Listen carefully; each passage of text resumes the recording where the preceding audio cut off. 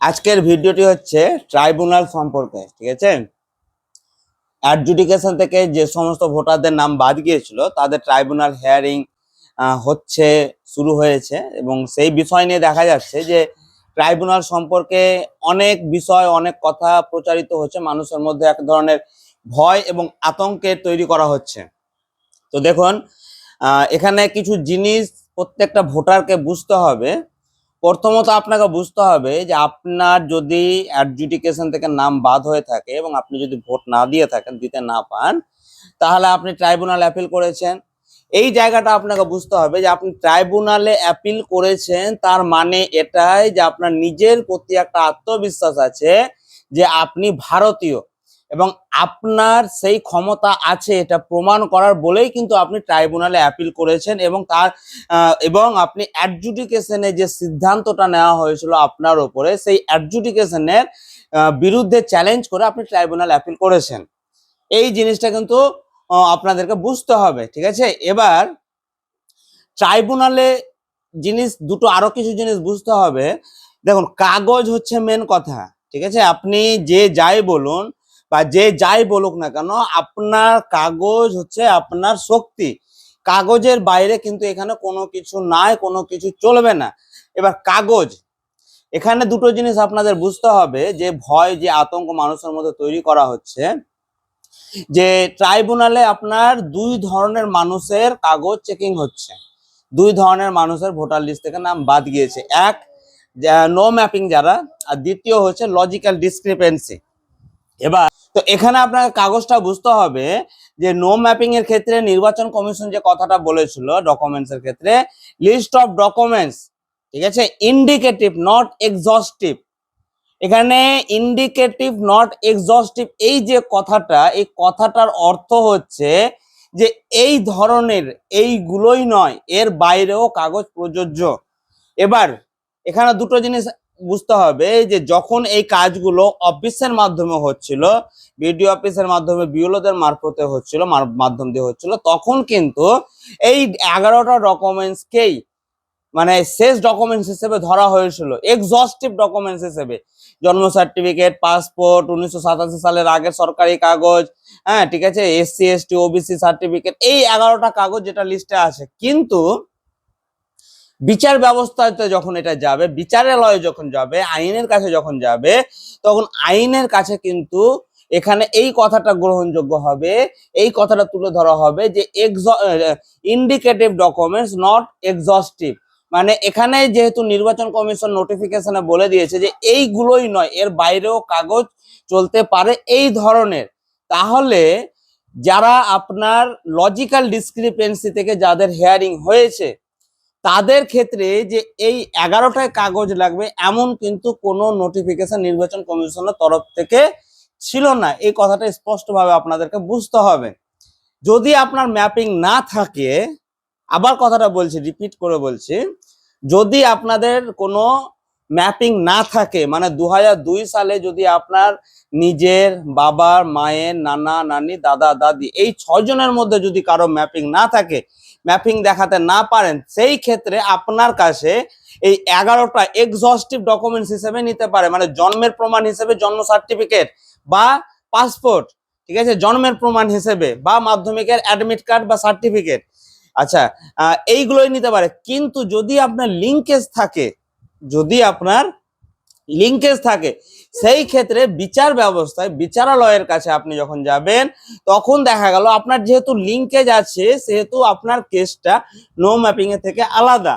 তাহলে এই ক্ষেত্রে আপনার যেহেতু লিঙ্কেজ আছে, সেক্ষেত্রে আপনি জন্ম সার্টিফিকেটের পরিবর্তে আপনার স্কুল সার্টিফিকেট, আপনার আধার কার্ড, আপনার ভোটার কার্ড বা আপনার প্যান কার্ড, যেখানে জন্ম তারিখ উল্লেখ থাকে, এরকম যে কোনো সরকারি কাগজকে আপনার জন্মের প্রমাণ হিসেবে গ্রহণ করা যায় বা যেতে পারে অ্যাজ অ্যান ইন্ডিকেটিভ ডকুমেন্টস।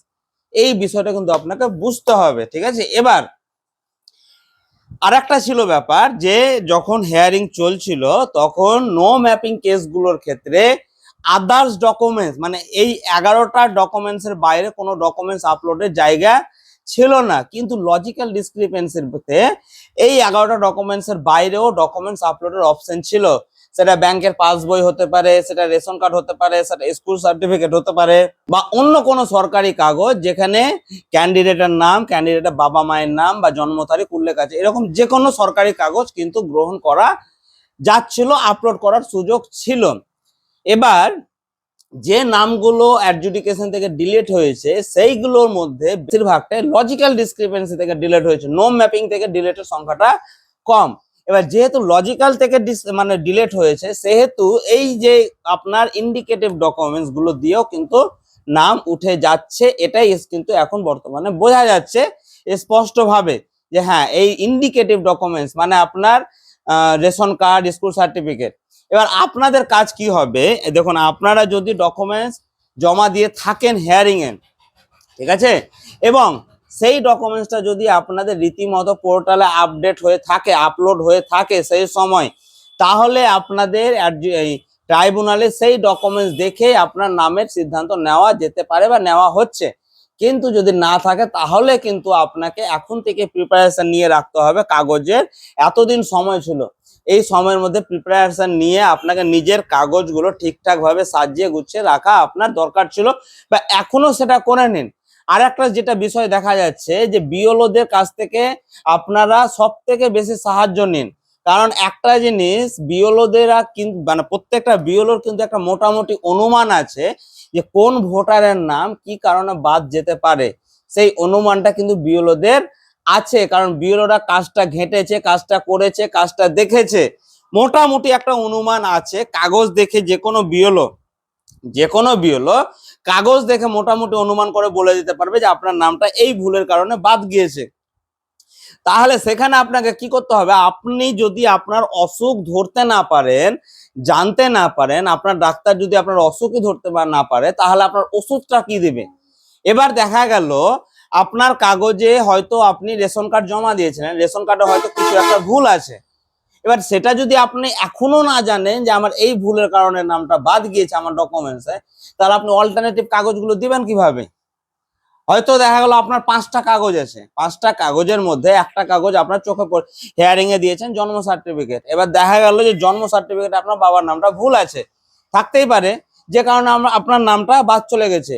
এবার যে যদি আপনি এটা না জানেন যে আপনার জন্ম সার্টিফিকেটে ভুল আছে, আপনার এই ভুলটা যদি আপনাকে কেউ না ধরিয়ে দেয়, তাহলে পরবর্তীতে আপনি আবার সেই জন্ম সার্টিফিকেট নিয়ে যাবেন ভুল কাগজ, তাহলে আবার আপনার নামটা বাদ যাবে। তাহলে আপনার উচিত কি হবে যে আপনার এটা জেনে নেওয়া, জানিয়ে দেওয়া যে আপনার এই ভুলের জন্য বাদ গিয়েছে। তখন আপনি বাড়ি গিয়ে কি করবেন, যে আপনার জন্ম সার্টিফিকেটে ভুল আছে, আপনি তখন অন্য কাগজ খুঁজবেন। অন্য কাগজ কি খুঁজবেন, হয়তো আপনি মাধ্যমিক দিয়েছেন, মাধ্যমিকের কাগজ খুঁজবেন, হয়তো আপনার পাসপোর্ট আছে, পাসপোর্ট খুঁজবেন, হয়তো আপনার SC ST সার্টিফিকেট আছে, সেই কাগজটা খুঁজবেন, মানে অল্টারনেটিভ যে কাগজগুলো, বা হয়তো আপনি রেশন কার্ড খুঁজবেন অ্যাজ এ ইন্ডিকেটিভ ডকুমেন্টস, ঠিক আছে, বা আপনি স্কুল সার্টিফিকেট খুঁজবেন। তখন আপনি কি করবেন, যে বাড়ি গিয়ে হয়তো বাড়িতে আপনি অন্য যে কাগজে আপনার সঠিক আছে সেই কাগজটা আপনাকে খুঁজতে হবে। তো এই বিষয়গুলো জানতে হবে, বুঝতে হবে। কাগজ কিন্তু আপনার গোছাতে হবে আপনাকেই। আর এই ট্রাইব্যুনাল থেকে বেশিরভাগ মানুষের নামই পাস হচ্ছে, এটা খুব ভালো খবর, কিন্তু সবার পাস হবে না, কারণ কাগজের বাইরে এখানে কারো কোনো কথা চলবে না। কাগজই হচ্ছে শেষ কথা, একমাত্র কাগজ, ঠিক আছে। আর এই অ্যাডজুডিকেশন থেকে আপনি যখনই ট্রাইব্যুনাল অ্যাপিল করেছেন, সেইটা কিন্তু আপনি প্রমাণ হিসেবে রাখবেন, সবসময় আপনি সেই রিসিপ্টটা রাখবেন, কারণ ট্রাইব্যুনাল থেকে আপনার নাম বাদ যাক বা ভোটার লিস্টে আসুক, এই লিস্টটা যতদিন আপনি বিচারাধীন চলছেন, আপনার নাম বাদ চলে গিয়েছে মানে আপনি সন্দেহজনক, ডাউটফুল ভোটার, ডি ভোটার, কিন্তু নাম বাদ গিয়েছে মানে ডাউটফুল, কিন্তু আপনি ট্রাইব্যুনাল অ্যাপিল করেছেন মানে আপনি চ্যালেঞ্জ করেছেন মানে আপনি কিন্তু নিজেকে প্রমাণের জন্য বারবার সুযোগ চাইছেন বা আপনি চ্যালেঞ্জটা দিয়েছেন। তাহলে আপনার কাছে এটা যতক্ষণ আছে ততক্ষণ কিন্তু আপনাকে কেউ বলতে পারবে না যে আপনি ভিন দেশ থেকে এসেছেন বা ভিন দেশী। এবং আপনার এই যে একটা ভয় দেখানো হচ্ছে সোশ্যাল মিডিয়াতে, যে আপনার ওই স্টোর সেন্টারে রাখা হবে বা এইসব জায়গায় বা পাঠিয়ে দেওয়া হবে, এইসব থেকে কিন্তু আপনি দূরে থাকবেন, ঠিক আছে, এইসব কিন্তু আপনার উপরে প্রভাব পড়বে না। তো এখানে আপনি প্রথমে ভয় দূর করুন, নিজের মধ্যে আত্মবিশ্বাস নিয়ে আসুন, আর নিজের কাগজগুলো ঠিকভাবে সাজিয়ে নিন।